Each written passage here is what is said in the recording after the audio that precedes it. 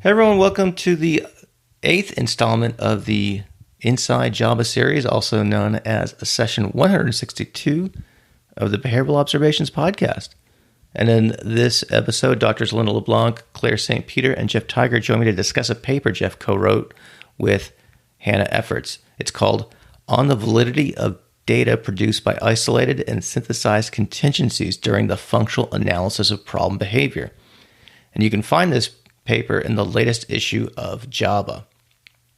In this paper, Jeff and Hannah introduce the concepts of sensitivity, specificity, discriminant validity, and predictive validity, and they discuss why these are important.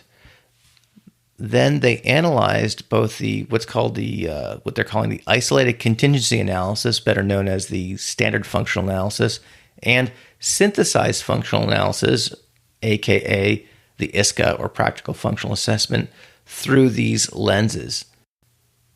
As you might imagine, we spent the episode discussing all aspects of this paper, including the author's motivation to write it, what they learned, and what implications stem from their findings for students and practitioners. We mentioned a few different references in today's show, and you can find those at the show notes over at behavioralobservations.com, including the slide that Jeff mentioned, as well as a link to the Max Powers episode of The Simpsons that he also referenced. As with other Inside JABA series podcasts, this is a commercial-free episode. However, these Inside series shows are available to purchase as CEUs. There are discounts available for multiple event purchases if you need more than one CEU. And there are discounts available for those who join the Behavioral Observations Patreon group. Hint, hint. Details for all this can be found over at behavioralobservations.com. Lastly, I'd like to make two quick observations before we get to the episode itself. First, I think all four of us found this discussion to be, in Linda's words, I think she called it meandery. And given both the complexity and importance of this issue, I suppose that can be expected. But despite that, I think we do try to tie some things up towards the end. So if it seems like you're getting a little lost, you're in good company. Don't worry about it. I would just encourage you to kind of stick through to the end. And again, hopefully there's some helpful points for everyone to take from this particular episode. And then second, I'd like to speak just for myself here. And in the spirit of transparency, I want to acknowledge that I carry some potential bias for Greg Hanley and the work of his colleagues. Any longtime listener to the show knows that Greg's been an integral part of the podcast. He's been on the show many, many times. He's helped me in so many different ways. We've partnered together to disseminate his work in the form of CEUs. And so I just want to, state the obvious here. So as such, if you hear some of my, quote unquote, yeah, but questions, and it sounds like me playing the role of the ISCA's defense lawyer to you, you might be right, despite my intention to examine this paper from an impartial perspective. Okay, so those are the two last points I wanted to make. So having done so, let's move on to this 8th installment of the Inside JABA series on the Behavioral Observations podcast.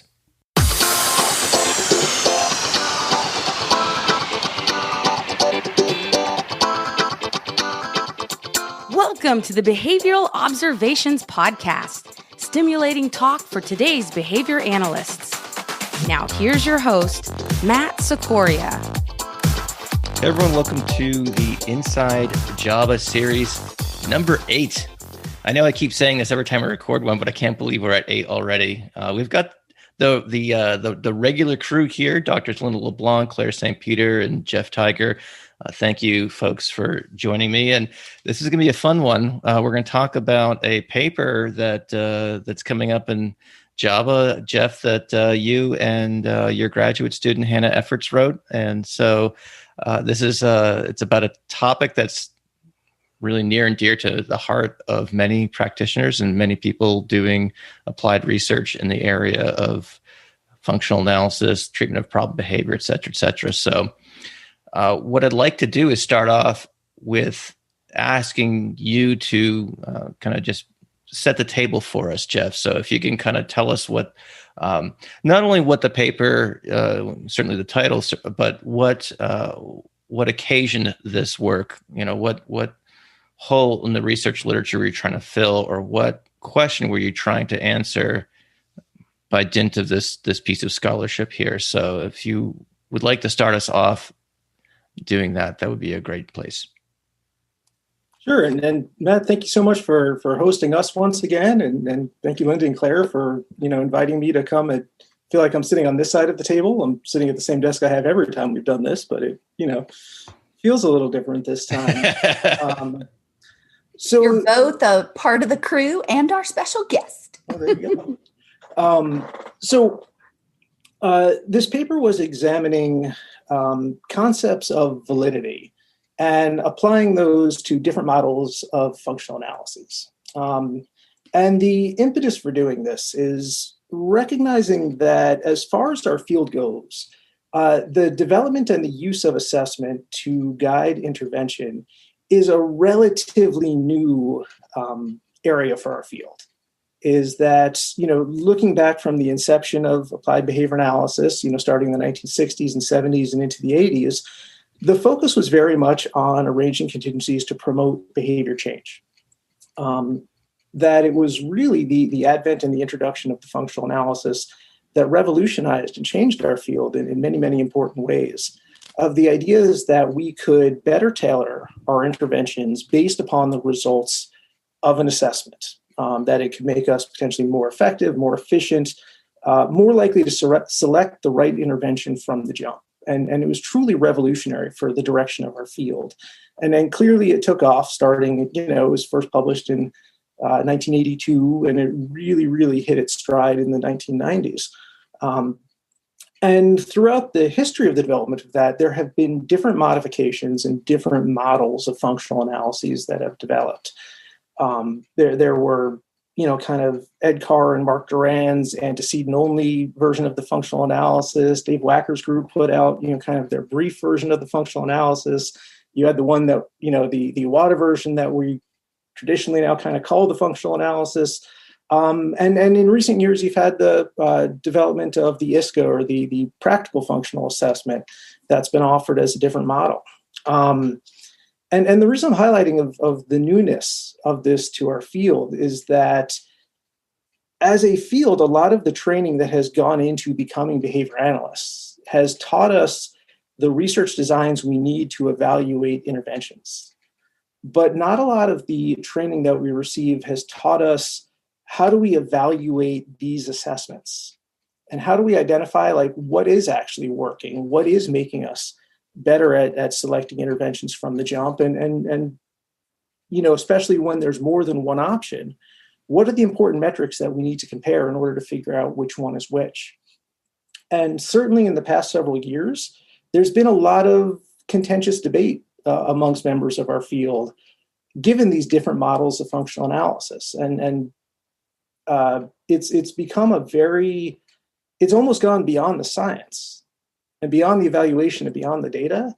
And it's turned into some more very interpersonal, discussions of people's ethics in terms of what are you doing, and much less about the assessments. And as a personal background, I got my undergraduate degree at the University of Florida. I had the good fortune of working with Brian Iwata when I was an undergrad and volunteering in his lab. And when I was there, I was paired up with one of his senior doctoral students by a guy named Greg Hanley. I then went to graduate school and got my PhD under Greg. And then I went on to get a postdoc and worked with Wayne Fisher for about a year and a half. So all of the people who have kind of publicly been having this debate, like to me, it's been it's like watching your family members fight. It's been very difficult for me. And I get the perspective of everybody else in our field kind of watching this happening and like what's going on and how do we sort this out?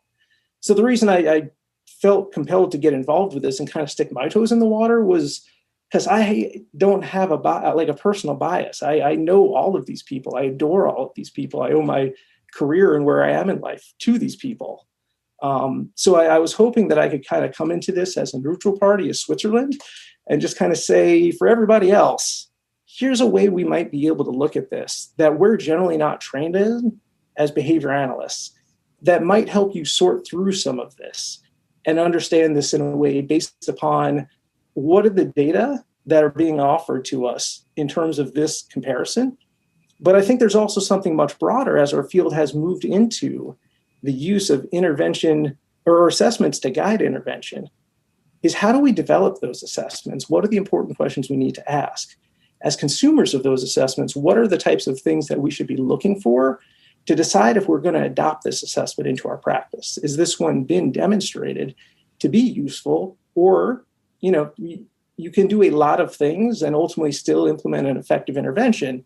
Has this actually been demonstrated that it's going to make me better as a clinician? Well, I think that becomes ever more important as we're seeing other kinds of assessments being developed, and that these assessments are used as ways to identify effective strategies for treatment. Certainly, that's how preference assessments were developed. We've now got proposed assessments on how to identify effective prompting procedures, error correction procedures for the specific client. That is, of good options that could all be plausible or might work, which of these is the right one? And with each of them, I think it is good to think through these notions, not only of reliability, but also of validity. What is it that we are hoping these assessments will tell us? And how often do they tell us that, or not quite that, or that plus something, which is really what that notion of at least some of the types of validity are. So I actually served as the associate editor on this paper, and I was glad to see the submission because the way that the paper is framed is scientific. This is just about the various concepts associated with validity, and it's a model for which anyone could use to evaluate any kind of procedure that purports to be predictive. I had some prior exposure to this, and not all behavior analysts do. So I had exposure to it because I'm a clinical psychologist, and tests and measurement, development and evaluation is an important part of the overall curriculum for a clinical psychologist. And many types of assessment are not as closely linked to intervention as behavioral assessments are. Instead, they are more for diagnosis or identification of various conditions or what have you. But there is a really nice long history of behavior analysts being heavily involved in our understanding of the value of behavioral assessment. And if you haven't read the work of John Cohn, a WVU professor from many years ago, that's a great place to start. So it's not like this should be new, but not every behavior analyst has had coursework that included Cohn's good work, as well as, many more recent articles on these kinds of topics and assessment. So I have to say, I was excited to see a paper that would present these ideas to a new generation of behavior analysts, that since we're having ever more of them every single day. Were these ideas familiar to you, Claire or Matt? So I had a decent background on measurement validity and reliability. And so one of the things to think about is that there are lots of kinds of validity and reliability, and they go by lots of names, and sometimes even the same kind goes by multiple names. So do you call it predictive validity or construct validity? And where are the similarities and differences? So I think that is another reason why having clear papers in the literature is really useful is that it can be murky waters to try to wade through some of this. And I got some of that in grad school. But I will say that there are two things that have really helped me in this regard. One is training fairly broadly. So I've had the opportunity to work with people who are doing lots of different kinds of work. And so when you work with folks outside the field of behavior analysis, in particular, issues of thinking about validity and reliability, they're more central, I think, to folks from other backgrounds, and they kind of expect you to be able to talk that talk. And so it puts some good contingencies on some self-study if you didn't get it before.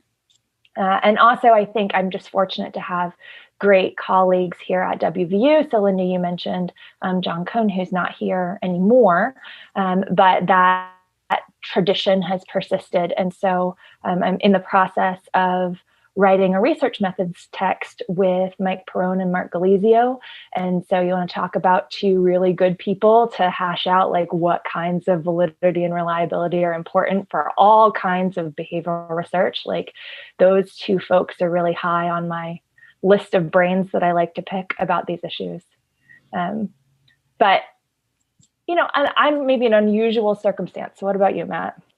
Yeah, I mean, I think the exposure I had to these concepts were probably limited to, as we were talking about a few minutes ago, looking at things like the validity of psychometric tests, et cetera. So, you know, things like, you know, construct validity, face validity, et cetera. So I think I had kind of like the undergraduate exposure to it and maybe a smattering of it in grad school, but yeah, not necessarily a deep dive in how it relates to our work as behavior analysts, you know, doing this type of treatment. So it was funny because when that question came up in our kind of preparation for this conversation, I really was like, I hope someone does. I hope one of my instructors from Auburn doesn't get mad at me and says, "Oh, well, we did cover that, Matt. You just forgot because it's been forever." But right, I thought you were sleeping that week in class, Matt. That's right. That's right. I'm gonna get an email from Chris Newland. But in Matt's defense, this is a hard topic to stay awake for. So on that note, Jeff, if you want to continue a little bit and tell us kind of how you went about this process and examining the different types of functional assessments, and along the way, Claire and Linda, please jump in, and I think perhaps we might get into some of the weeds, as it were. But if you can kind of tell us a little bit more about how this paper evolved, what you're, again. How you went about putting this work together and what you learned from it.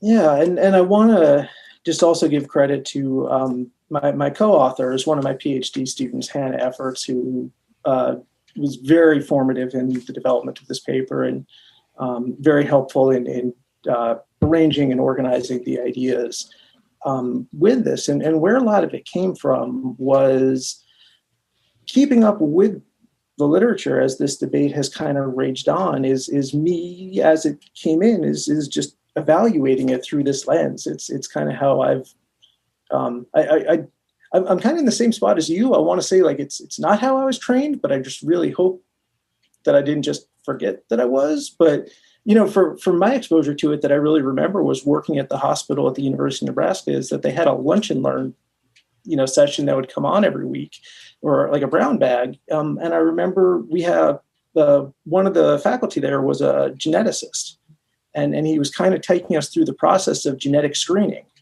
and like, what do they screen for and when, and what things do they screen for and what things do they not screen for and why. And it just framed this whole notion of assessment, of when do you conduct assessments and what are you trying to get out of them. And what are your risks with different kinds of errors? That's so obviously very important in genetics, but equally important in ours. Yeah. But like, I just, my wife and I just had 2 new babies in January. So I've got kind of newborn screening at the front of my mind. But like when you have a newborn, one of the first, within the first 24 hours, they do a heel stick, and they test for 4 genetic disorders. Oh God, I'm going to get these wrong. I think it's like PKU and hypothyroidism, and I can't remember the other ones. But it was, I remember it was the discussion of like, why these four? And it was kind of the combination of the prevalence, the availability of intervention for them. It was kind of like, if you have no intervention, then there's really no point screening for them. And it was just taking it through this thought process of when you conduct assessments in ways that I hadn't really encountered before. And then my first faculty position was at Louisiana State University in the school psychology department, where Linda was a clinical psychologist from LSU, so we share that. But being around, other professionals that thought about things in different ways was incredibly formative for me. But I saw the parallels from that to what we do as far as assessments, or at least we do sometimes. So seeing the data coming out and seeing some of the questions that were asked, is I kept having, but we got to ask this and we got to ask this. Like, these are the data I'd want to see to be able to hop on board, and trying to articulate that, trying to teach that way of evaluation to my students in the classes that I teach, and not feeling like I was able to identify a good source that I could give them of like, here's something you could read that'll help you understand this. And after listening to Claire and Linda, I just realized I needed to be a bit more thorough in my background. But I wanted to be able to create something that I could assign in class to kind of help people. If you do decide to do the deep dive into validity and reliability, generally speaking, this stuff is not written by behavior analysts, and it's going to include a ton of other types of validity and a ton of other types of reliability. And it's written in a language that is wonderful and scientific, but is going to be unfamiliar to behavior analysts.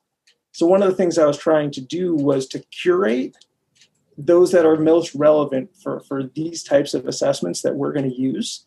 And if there's any that I omitted, it was just kind of my purview of how do I look through these things.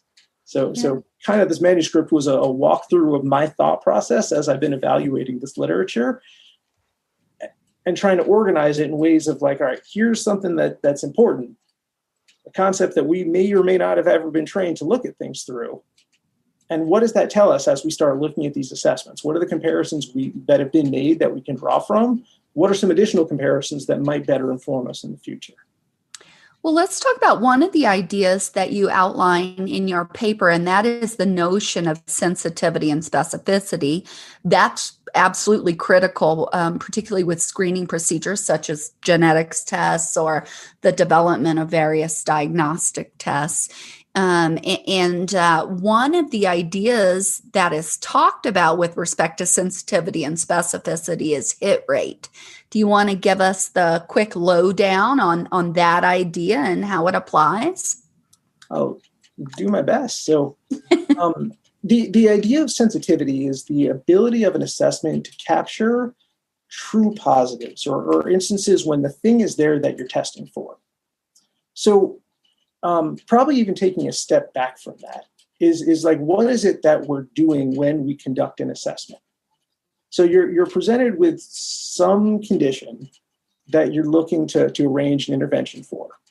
And you've got a host of options as far as what your interventions might be. So the idea of conducting an assessment is there's something that is going to make one intervention effective, and there's something that is going to make another intervention ineffective. So option A is, well, you try the first intervention. If that doesn't work, you go to option B.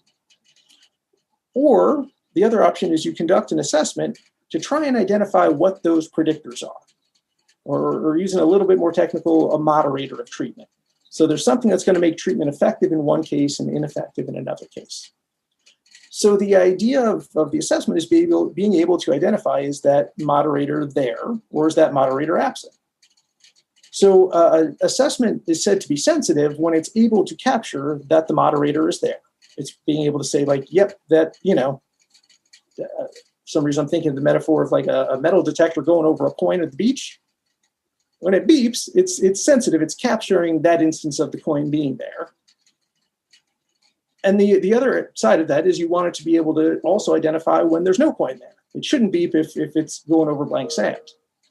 And you kind of need both of those. If you do an assessment that always tells you that there's a positive outcome or that the moderator's there, you don't need to do the assessment because you know what the outcome is going to be. If you always conduct the assessment that says there's nothing there, again, you don't need to know the assessment you don't need to conduct the assessment because you know what the outcome is going to be. So it's the ability both to be able to identify when it's there, but also to be able to identify when it's not there. And the problem in setting up an assessment is it requires that it's calibrated. In research methods, we've all learned about type 1 and type 2 errors. So a type 1 error is when is a false positive. It's when you say there's something there and there's really not. That's kind of a measure of being overly sensitive, that it's going to tell you it's going to capture when there's things there, but it's also going to tell you that something's there when it's not there. And you're digging in the sand for nothing when you could be laying on the beach drinking a fruity beverage. See, this was not as crappy a metaphor as I thought it was going to be. So you want something that's, generally speaking, you want something that's sensitive, but not oversensitive if it's going to result in you doing a lot of things and treating disorders that aren't really there. So, in the case of screening for, like a newborn illness, you can think of the outcomes for a parent. If you tell them, like, yes, your child has one of these genetic diseases, when they actually don't, that's actually a fairly painful outcome. Or if intervention comes at some cost or has some potential side effects, that's a negative outcome associated with a false positive. At the same time, if you set something up that has very low sensitivity but very high specificity, it's going to err on the side of saying there's nothing there. So not identifying when there's a potential disease or something is problematic, because then you're not going to be assigning intervention for it. So one way of thinking about this as it relates to functional analyses is the idea that if you can identify the reinforcers maintaining problem behavior, it then allows you to better tailor your treatments in terms of extinction, in terms of DRA or DRO or NCR, to target that specific reinforcer. So in that situation, the sensitivity to that reinforcer during your assessment is the moderator that's supposed to predict the efficacy of that treatment.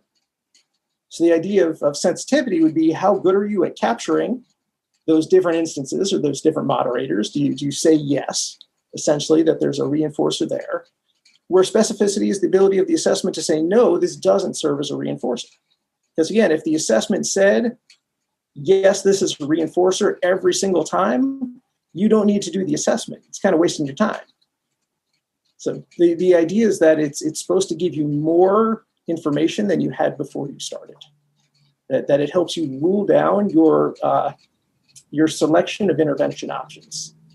So when I did this as a presentation, I was able to put up a slide with like every variation of intervention that we might be able to come up with. So like DRA using attention, DRA using escape, DRA for tangible items, extinction, NCR, all the idea is that whenever you have a new case, you have this entire range of options in front of you that some of them are likely to work and some of them are likely to not work.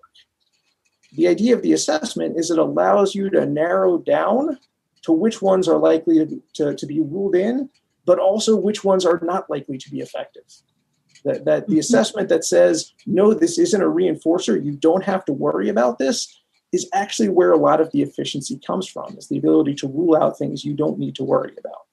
And then have a less complicated treatment because you don't need to put in components that would target that. So, I think complicated enough. Yeah. Well, so this is the specificity piece, right? So this is my metal detector that beeps one way when it's gold and another way when it's tin, right? And I might want to spend my time looking for the gold, and I might not. I might want to know ahead of time whether or not this is gold or tin. And it might be useful to have a device that could tell the difference between multiple possibilities. But if that device cost you a fortune, it wouldn't be worth it. And I think that's part of this issue of the procedures that Greg has developed one of the ways in which they may be practical is they are quick. And I do think that one of the things that can be cumbersome about a very extended functional analysis is it's a lot of time and effort, but also delay to getting a treatment into place. And so it's the same notion of you want the greatest accuracy possible with respect to that balance of sensitivity and specificity for the least amount of effort to give it to you. So you could continue and continue and continue and continue to get ever nearer to that 99.99999%. But there is something to be said about if 10% of that effort will get you to 98%, that might be fantastic. Now, whether it gets you to 90%, 82%, 76%, it depends on where the errors are and what have you. It's always a trade-off, sensitivity and specificity, but also effort and cost of doing enough assessment to get you to that utter confidence. And I do think that that's something that's kind of embedded in this notion of briefer assessments versus more extended and comprehensive assessments. Yeah, and it was important for me. It's always, go ahead, Claire. It's always a cost-benefit trade-off, right? So even if you think back to the medical example that Jeff gave earlier, when you're talking about an assessment that it's a medical assessment, if you have an illness that's devastating, but there's a effective, inexpensive, or benign treatment, you might go one path in terms of your sensitivity and specificity or your predictive validity that you're looking for, because it would be worse to not treat that case than to treat it, right? But if the opposite was true, so if you have a situation where an illness is mild, but the treatment is expensive and you're going to have lots of side effects, so your cost-benefit analysis is now shifted, right? Like there's lots of costs to the treatment. Then you would want to have more, you want your errors to be false negatives instead of false positives, right? Because the cost of the treatment is so high. So there is always this trade-off, and it's always contextual, right? Like none of this happens in a vacuum. These decisions always have to happen in the trade-offs always have to happen in the broader context of the problem and the available options, I think. Yeah, and one of the debates even before what assessment are we going to use is, are we going to conduct an assessment? And even the are we going to conduct an assessment is about the cost benefits of that. So the idea and one of the preconditions is you have treatments that work, but only sometimes.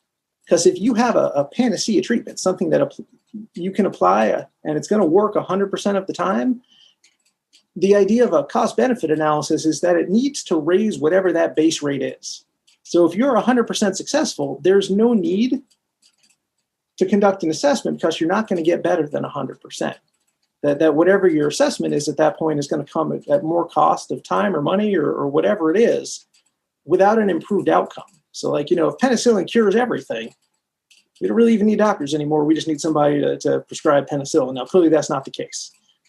And at the same time, if there are no effective interventions, there's no point in conducting assessments, at least from the treatment perspective, because it can't raise the base rate above zero. So it's what's your base rate essentially of being able to treat things effectively relative to how much better does this assessment get you? And then at the point where you're conducting two or comparing two assessments, it's how much closer does it get you to in terms of your yield, in terms of your efficacy of intervention.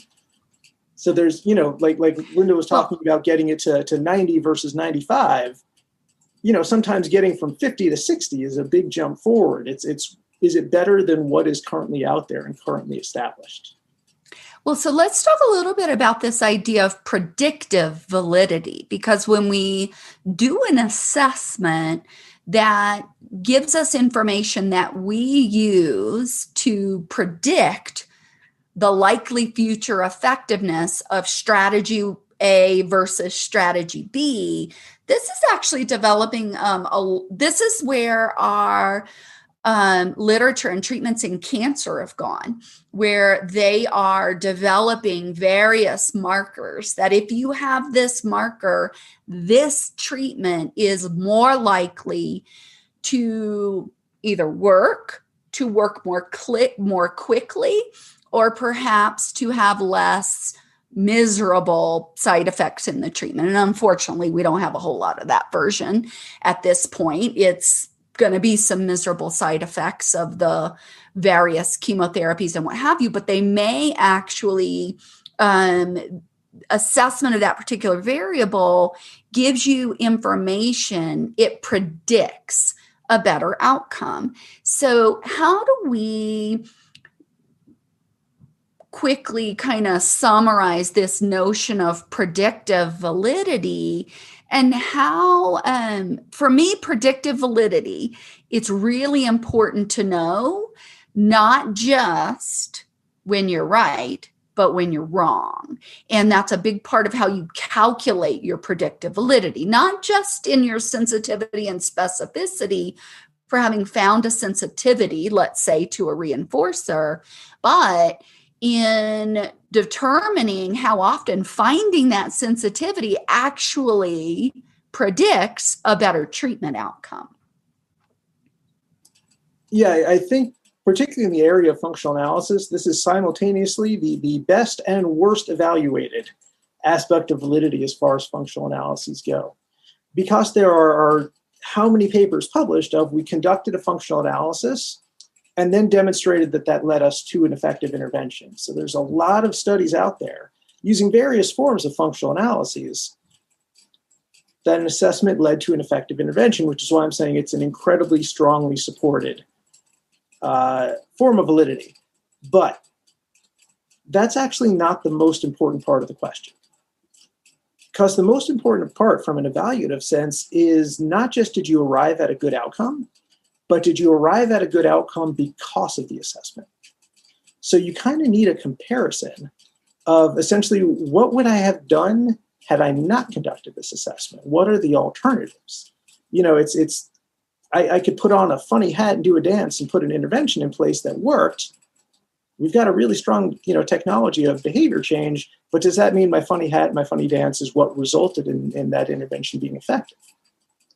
So there have actually been incredibly few studies that have conducted a functional analysis, then implemented an intervention nominated by that assessment, as well as an intervention that was nominated to be likely to be ineffective by that assessment.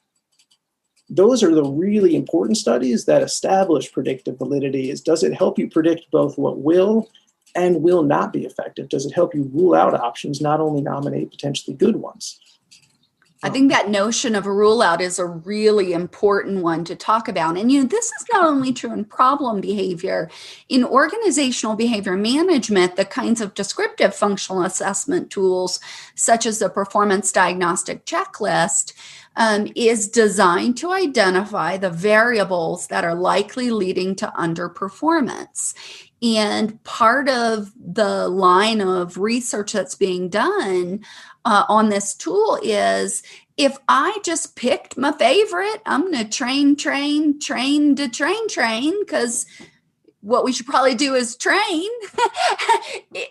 Would that work as often? How often would that work? If I do this assessment and it tells me it's actually these other things, I kind of need to have some types of comparisons that tell me that this says training's not the issue, and training then really shouldn't improve it, at least not measurably. Like, it probably doesn't hurt to retrain, but it's probably not the critical thing that would help. It's kind of like tossing some non-contingent attention into almost any situation, as long as it really is response independent, ain't going to hurt anything, but it ain't going to fix escape, maintain problem behavior robustly and in the long term. So that idea of, do you know exactly the situations in which it predicted this would work and it did? It predicted this would work and it didn't. It predicted this would not work, but it did. And it predicted this would not work, but it didn't. And really, it's all four of those that give you your index of the predictive validity of the value of that assessment information. And just to hop on to something that you just said a moment ago, Linda, which was that, well, training probably wouldn't hurt, just like non-contingent attention probably wouldn't hurt. But I think that's a statement that is worth taking with a little bit of skepticism, because one of the things that we know from the treatment integrity literature is that more complex interventions tend to be implemented with lower levels of integrity. And so there's almost an unspoken, and I'm sorry, this is my inner treatment integrity researcher just like busting through the surface here. But there's probably this unspoken, presuming that there's the capacity and resources to implement everything perfectly, adding more components that aren't contraindicated, but are probably what I like to call fairy dust components, right? Like Yes. They don't necessarily do anything, but they probably don't hurt. There's no harm in that. But I think, well, there's harm in it because it's a waste of time and resources, right, and a burden that you place on your implementer. But it's probably not likely to worsen problem behavior. Right. So that's kind of what I meant about it. Training someone more isn't likely to make them worse at their job. It won't hurt with respect to the performance, but it is a potential overall bad decision. The kitchen sink is heavy to carry. And, if you're losing someone doing the part that really matters because they're doing these other pieces, yeah, there's clearly harm done on that. So, sorry, Jeff, go ahead, chime in. No, it gets to, I've given presentations on this paper. I did pre-pandemic. Talked with colleagues and friends, some who who evaluated this in a similar way with me, and some who didn't. And one of the common questions that I'm often asked is well, what's the harm? This can be such a brief assessment. But I think in everything we do, what's the harm is the wrong question to ask. Because everything comes at some cost. It comes at the cost of time. It comes at the cost of you could be doing something else. It comes at the cost of somebody is paying you to do it. That in the most idyllic sense, everything we do should be justified as adding some benefit. That before we adopt I would modify practice, what you just said per our ethics code, that it is always important that we must ask and to do no harm. But then also, that's not necessarily enough in and of itself. We want to add value beyond just doing no harm. So for me, the question can I jump in here I'd like to jump in here real quick because I'm wondering if we're getting a little bit ahead of ourselves, and it might be good for the audience because we've had the benefit of reading the paper. Could you walk us through table 1?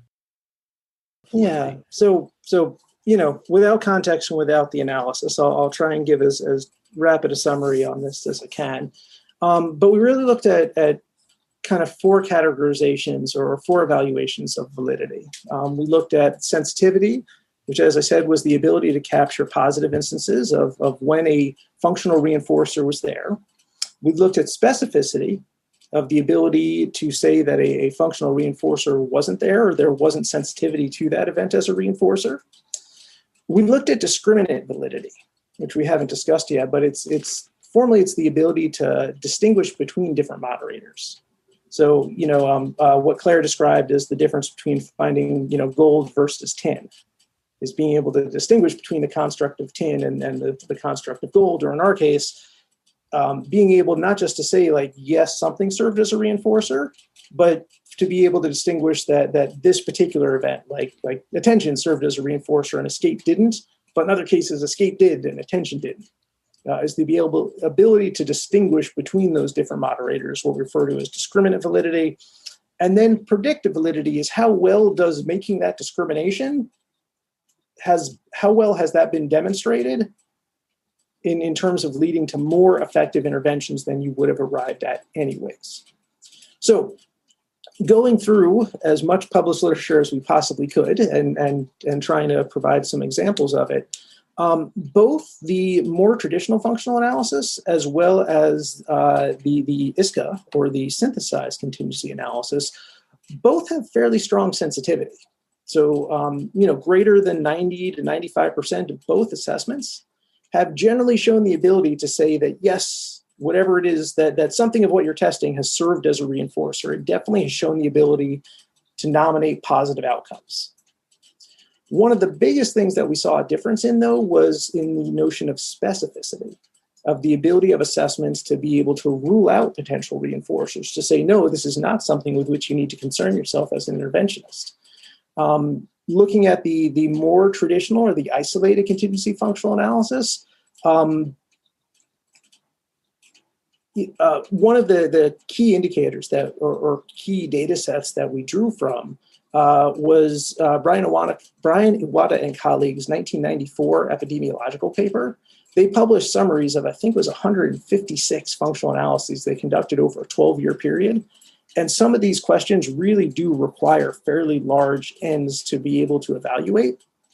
But what they showed across all of those functional analyses is that, like, when you looked at the test for attention, for example, as its own assessment, that in about 25% of cases, it was able to identify that attention served as a reinforcer, and about 75% of cases that attention didn't serve as a reinforcer. I'm not saying it was right, but it showed the ability to, in some circumstances, say, yes, this is a reinforcer, and in others, no, it isn't. Similar with the test for escape from instruction, similar for the test for automatic reinforcement, is that it had about a 25 to 30% positive rate and about a 60 to 70% negative rate across assessments. By comparison, the work that's been done with the ISCA has shown almost universally positive outcomes. So that being that there's a single test condition that most often combines multiple sources of reinforcement together, that almost every single instance of an ISCA that's been published has always shown that the event serves as a reinforcer. So I question the extent to which the assessment is capable of saying that, no, this tested event doesn't serve as a reinforcer. That it seems to have a fairly high specificity, but fairly high sensitivity, but a fairly low specificity. That almost every time it's going to tell you, yes, the events that you put here are indeed serving as reinforcers. Now, because of those distinctions, that raised the question of discriminant validity, of how well are these studies or these assessments differentiating between these potential reinforcers.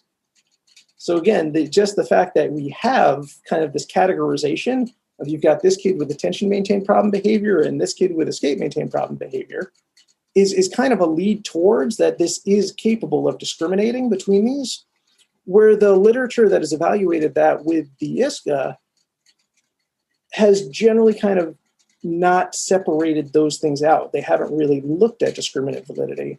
And the few studies that have generally looked at conducting a synthesized analysis that, for example, might include when problem behavior occurs, it results in a break from demands, access to attention, and access to a preferred tangible item like an iPad. And then conducting individual contingency analyses in which you tested each of those reinforcers in isolation.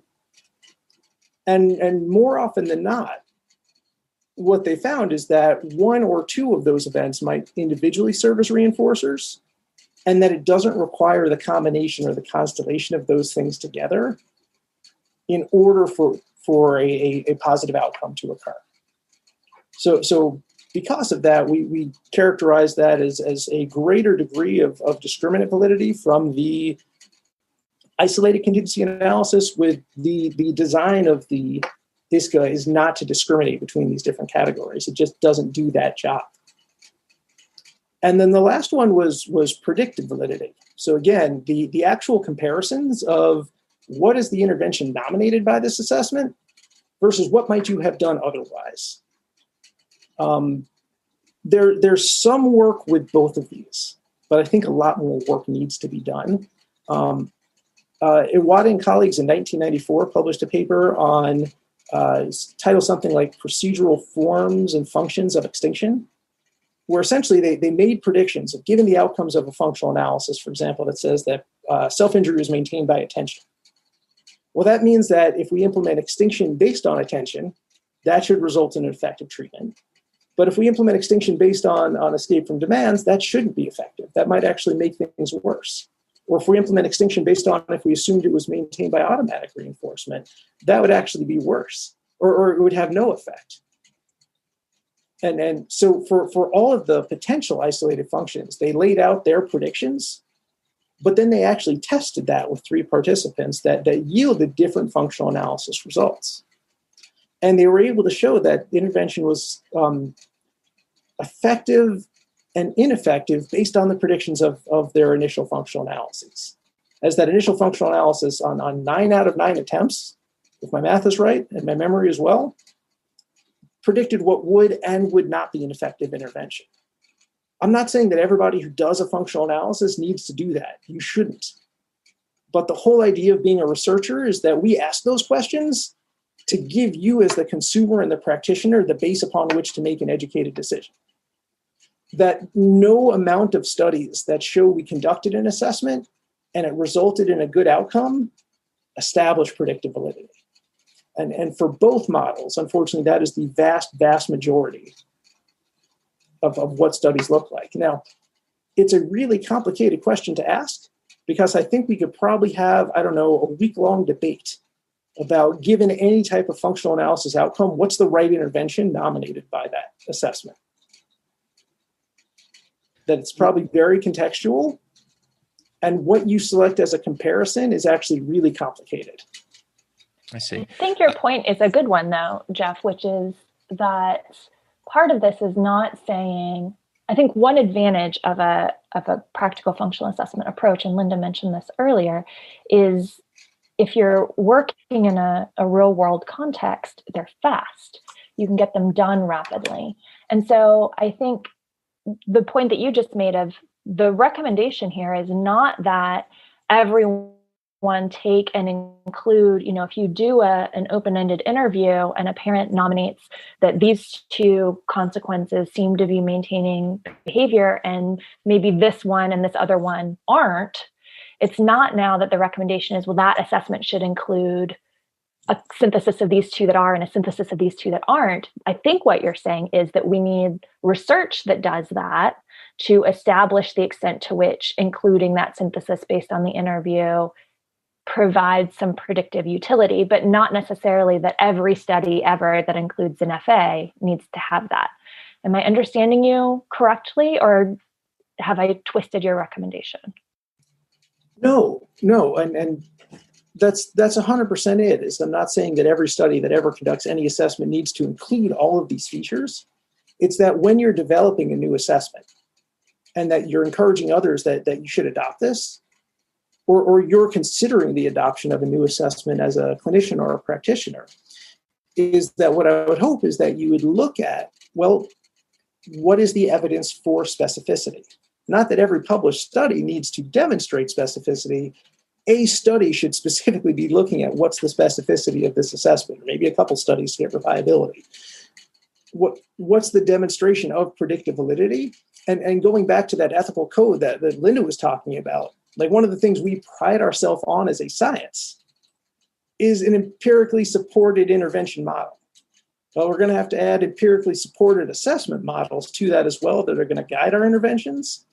Is we kind of need this corpus of evaluations of an assessment to show it does these things. Mm-hmm. We should show it has discriminant validity. We should show it has predictive validity. And as clinicians, we should not adopt these things until those things have been demonstrated. I think that's interesting because I think that links to our initial conversation about behavior analysts not being necessarily well trained in a lot of these domains, and also that our assessments have these very clear links between the assessment outcome and the intervention that is selected, that I wonder if that makes some people think, well, I can bypass that because the links between my assessment and my intervention are so obvious. And when you're doing an assessment, if you were using a more traditional psychological approach where you were doing a self-report questionnaire measure as your assessment to identify, whether this person would be an appropriate candidate for this kind of like anxiety-based treatment intervention, because those links may not be as obvious in the form of I've got a direct manipulation of contingency in my assessment and in my intervention. I think that the need for reliability and validity is perhaps more well recognized in those other areas. But I've cut Matt off like 3 times now. So what I'm going to do is kind of try to put myself in the perspective of the listener here. Probably upwards of 90, probably 95% of them are practitioners working with kids with challenging behaviors. And so I think one of the things, I'll try to say, I don't know if there's a delicate way to say this, but I'll just try to say it. So what would you say to the practitioner who says something like, I don't care if I actually find out what the true function is. I just want to be able to turn behavior on and turn behavior off, so I understand what those variables are and use those variables in the context of treatment. And one of the things that's noteworthy about the practical functional assessment approach is that in those, the difference between the test and the control conditions are quite stark, and that very often that there's no problem behavior in the non-tested conditions. Whereas if you compare that to some of the isolated contingency analyses, one of the things that was noteworthy about the figure that you reprinted from, I think, the original Iwata study, is that there's responding that's occurring in almost all the conditions for a lot of the participants, and yet one condition's more elevated than the other, but there's still stuff going on.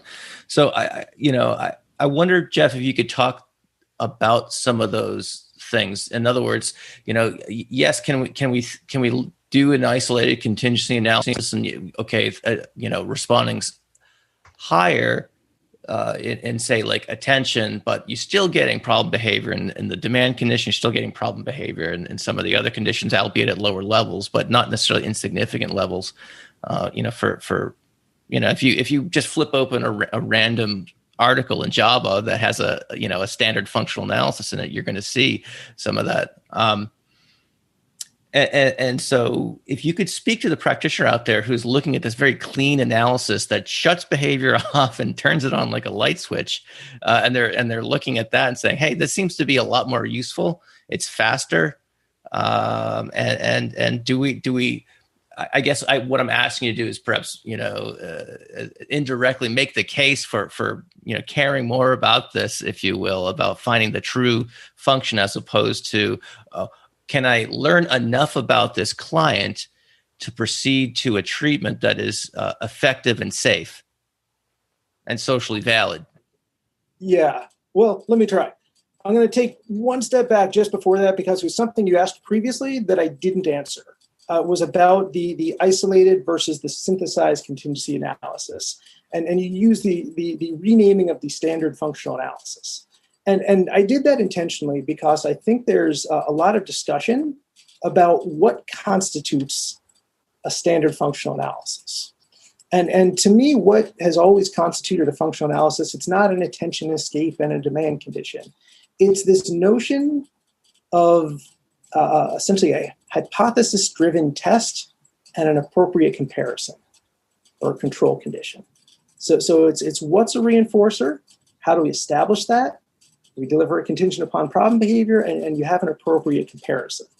And there's been a lot of discussion about kind of the ISCA approach versus whatever the other approach is, and what are the unique and defining characteristics of it. So one of the arguments or one of the suppositions is that the ISCA always involves an open-ended interview. Well, there's a lot of the more traditional functional analyses that have also involved the use of interviews to inform them, not 100% of the time, but often. So for me, that's not a distinguishing characteristic between the two. Or whether it's there's always one test condition versus the standard functional analysis always has multiple test conditions. Well, there's plenty of published standard functional analyses that involve kind of a pairwise comparison of one test and one control as well.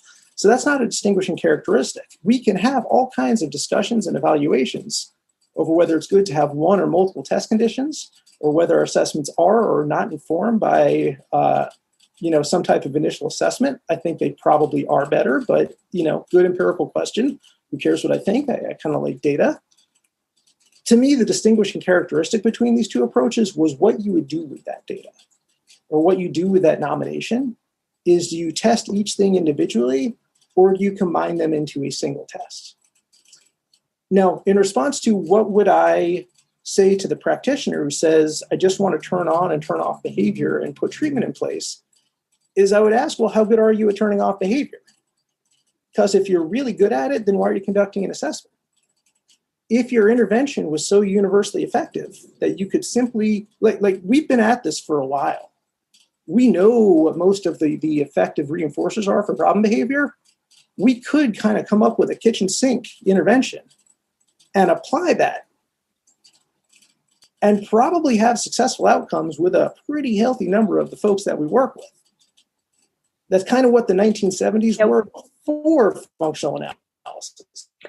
Well, I would also add to that. That's kind of where, I mean, at least going off those two survey papers that were published in 2015, that's about where half the field is anyway, right? Because no one's doing about half the field is actually doing functional analyses as part of their clinical work.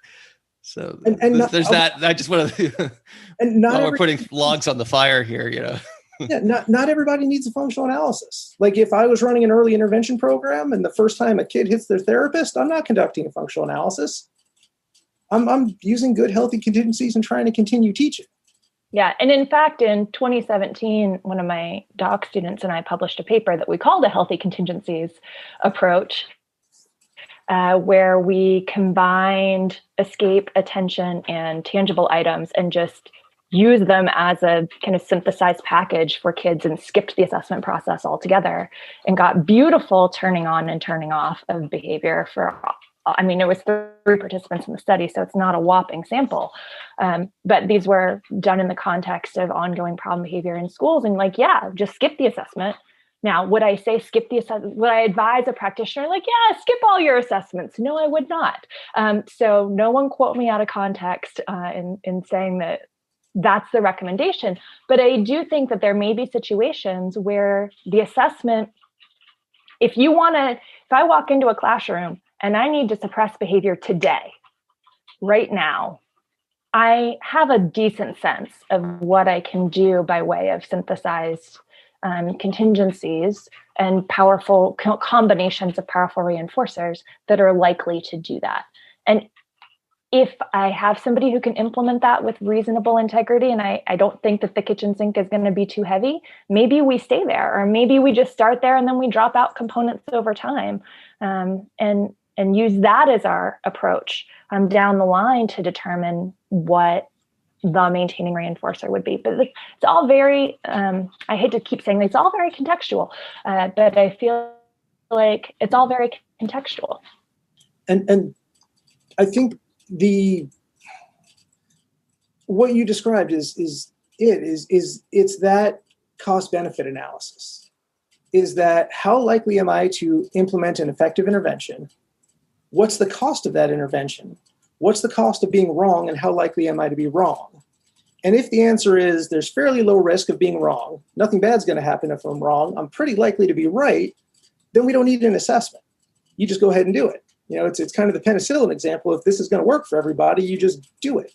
Why would you stop and conduct an assessment that's not going to change what you do anyway? There's no benefit to that. And again, the question for everything should be, well, what's the benefit?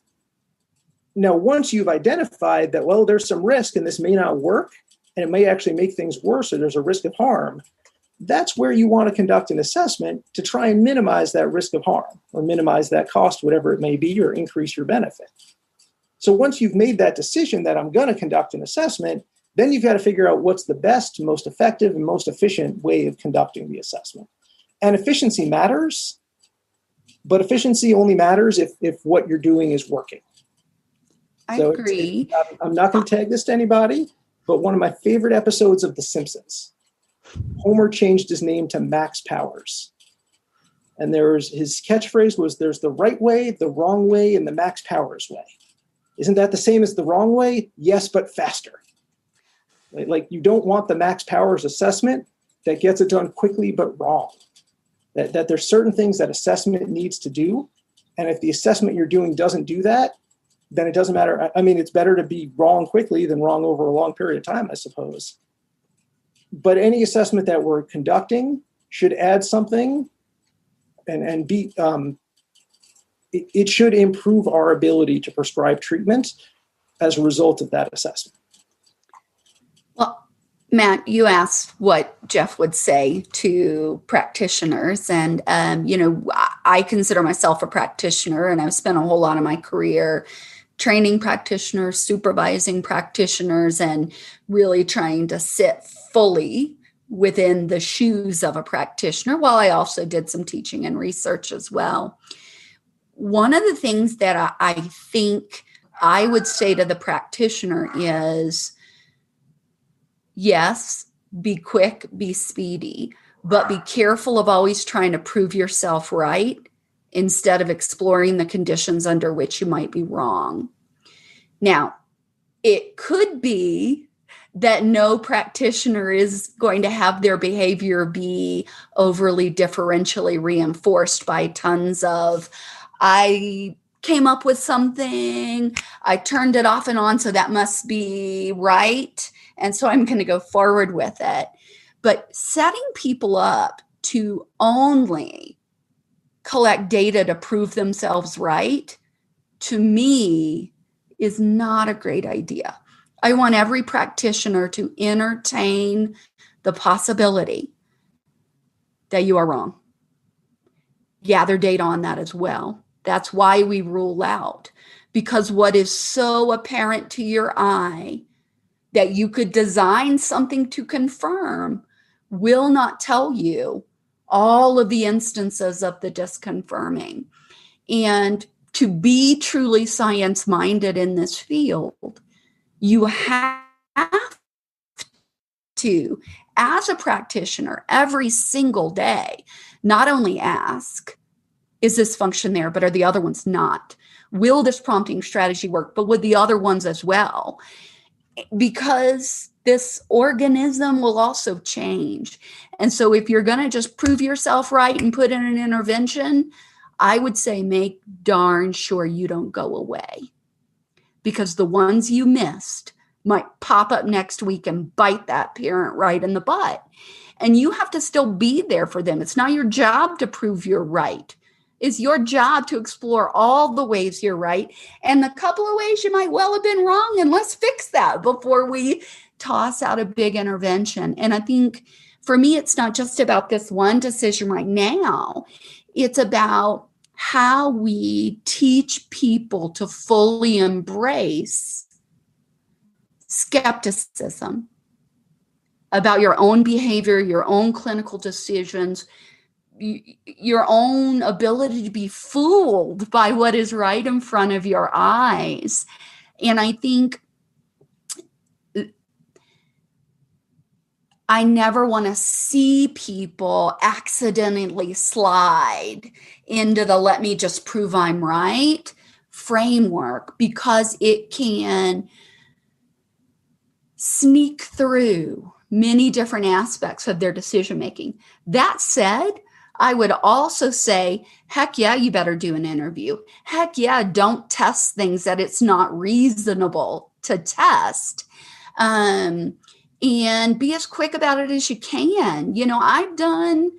I ran outpatient clinics where families would drive for a long way away and be with me one morning, 2 weeks later, another morning. And we're going to assess them, we're going to treat, we're going to do the whole dang thing. Now, we did a briefer version, but we would tailor. But I always said, give me your list. What are you ruling in? Why? What are you ruling out? Why? Ask both. Then design an assessment that will test all of that. Do 5-minute sessions until you know you need more. And if you need more, okay, let's go there.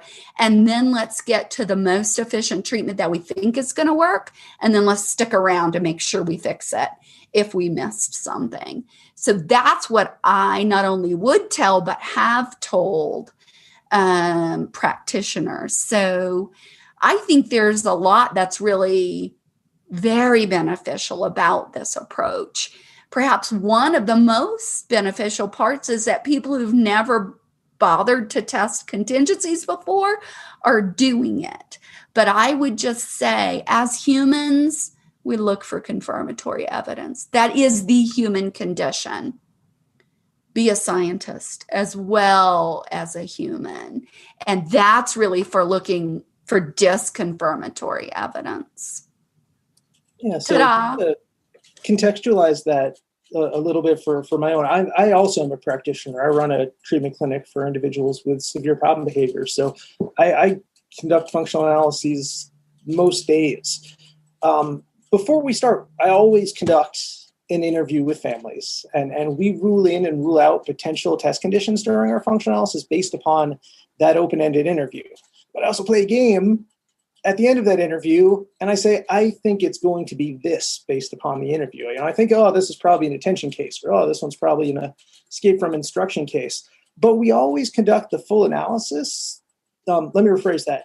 We always include test conditions that seem potentially relevant, but also, I don't want to say irrelevant, but if we have a suspicion, we plug them in there. The point I want to make is, I've been doing this for 20 years and maybe I'm not very good at it, but in terms of like predicting based upon the interview, I am really, really bad at predicting what functions are going to be. And I've been doing this for a while. So maybe other people would have a better success rate. But one of the important things I'd say is if I was really good at that, then I wouldn't need to do the formal analysis. If every time I did an interview, I was able to identify what the effective intervention or what the outcome of the functional analysis was going to be, then the interview itself would be sufficient. You wouldn't need to do the full analysis. And one of the things I found in conducting this review was that the positive outcome rate or the correspondence between the ISCA model and the interview was somewhere around like 90 to 95%, which means 90 to 95% of the time, you don't actually need to run the formal ISCA. Because you're going to get the same intervention if you just follow the interview. That which doesn't mean that there's not value to running that test. And here's something I think is critically important. If in fact the parents are involved in running the test or they're directly observing it, it can actually be a powerful change agent to experience that contingency manipulation. Dave Wacker has for decades talked about the power to pull parents towards motivation for treatment implementation when they see these clarified effects of that contingency. And so, yes, perhaps it wouldn't make you any more right as an expert, but it might create a meaningful effect for parents. And I think if Greg were here, he would say that that's part of what they want to achieve, even if he may never have said that way in his written papers. There is some additional potential value in involving parents, either as observers or participants, in a powerful transformation of behavior, someone else's behavior, with their own behavior before implementing intervention. So I just don't want us to lose side of that as well. You're right. As a researcher, it might not up your accuracy any percentage. As a clinician, it might have a therapeutic effect that feels invaluable. Invaluable? That means you can't put a value on it. Yes, invaluable. Well, and then your benefits are coming from other sources than necessarily assessment outcomes, right? Like you're using a procedure because there's value added to the procedure beyond what it may tell you as an assessment per se. And I think that, yeah, absolutely. There's cases where you can do motivational interviewing instead of a traditional interview. And there's maybe value added to doing some of that beyond what you would get from an assessment purpose, like from just the straight interview information. And so I think, it's worth being thoughtful about, and I think Jeff said this in the beginning, why am I doing what it is that I'm doing, and what is the evidence for it? What do I want to get out of it? And I think there's something important you said, Linda, is the demonstration of evidence of that. So I'm less familiar with some of the research you were just saying, but what I would look for is a demonstration of greater treatment adherence to seeing a functional analysis versus not seeing a functional analysis. Well, any listener out there looking for a study, I think Dr. Jeff Tiger just laid it out for you. And I think that is a fantastic idea, that you could actually have parents provide some information or confidence ratings or commitment ratings prior to having that experience and afterwards. There could be several interesting ways to look at that. And I'd love to see that data, because my statement could be wrong. I think it has therapeutic beneficial effects. I've had parents tell me, wow, that absolutely changed my perspective. But that is not to say that they wouldn't have been just as adherent if they had not had that experience. And then thank you for demonstrating skepticism, having extolled its virtues mere moments ago. To say that one assessment model would result, or observing or participating in one assessment model would then result in different assessment or different adherence from a different model, is another step of comparison. Absolutely. And to be honest with you, you could have parents participate in either type of model. The fact that it's isolated versus synthesized does not preclude parents being involved as observers or participants. So, yeah.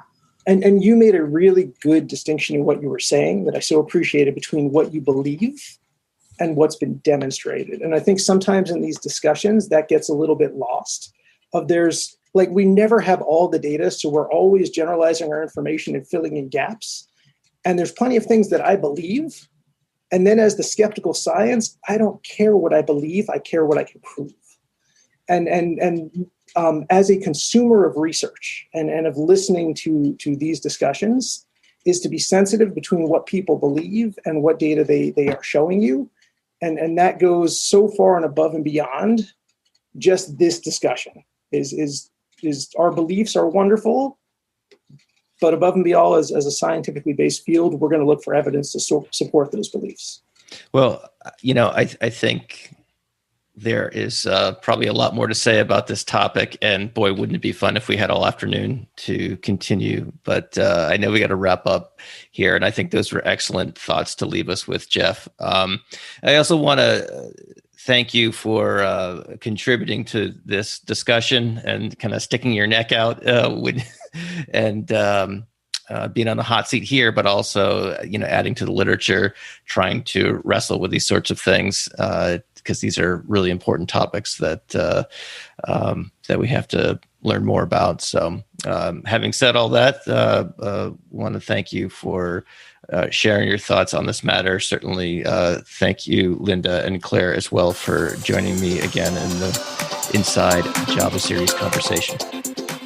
Thank you for listening to the Behavioral Observations podcast with Matt Sikoria. You can find Matt's notes on this episode at www.behavioralobservations.com. We also invite you to stay connected with us on Facebook at facebook.com/behavioral observations and on Twitter at Behavior Podcast.